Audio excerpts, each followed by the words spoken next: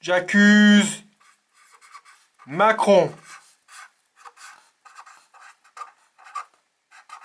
son gouvernement et tous les pseudo-experts.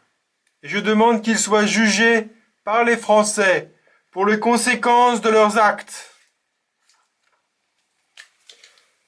Les personnes en France ont des relations entre elles. Ils discutent, ils échangent constamment, plus ou moins de façon plus ou moins intensive, plus ou moins longue. Pour certains, ça peut être très très long, pour d'autres, ça peut être beaucoup plus court.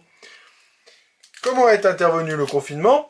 Il a eu pour objectif de supprimer toutes les liaisons entre les personnes. Et comme le virus lui-même étant dû à des échanges, celui-ci ne pouvait donc plus passer pour les personnes qui ont été confirmées.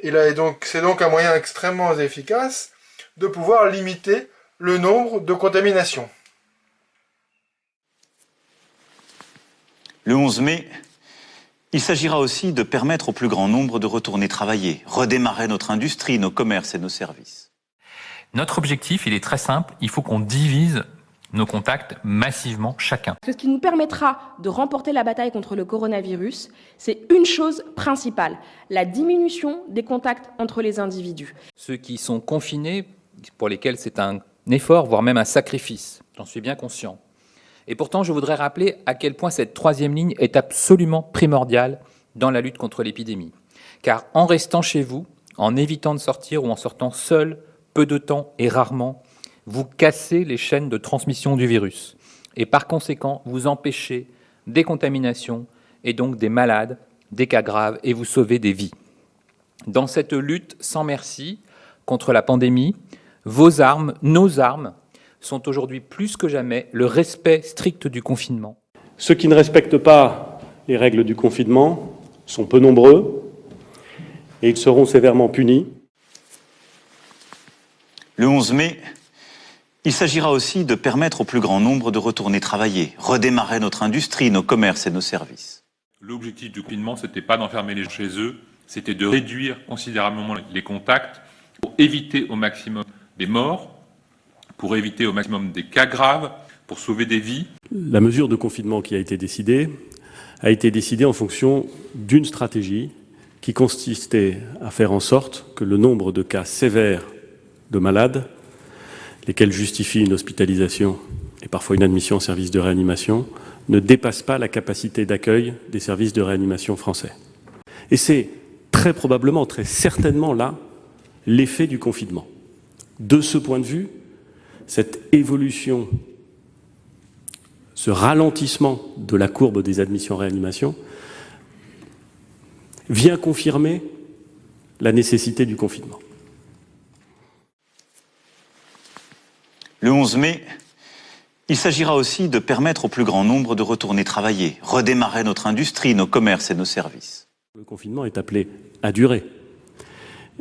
Si il ne durait pas, ou s'il n'était pas respecté, nous prendrions le risque, qui en vérité ne serait pas un risque, qui serait une certitude, de voir le virus circuler à nouveau très vite, et donc le nombre de cas admis en réanimation augmenter, alors même que le tissu hospitalier a été sursollicité et qu'il se trouve dans un état de stress, de fatigue, qu'il faut évidemment bien avoir en tête.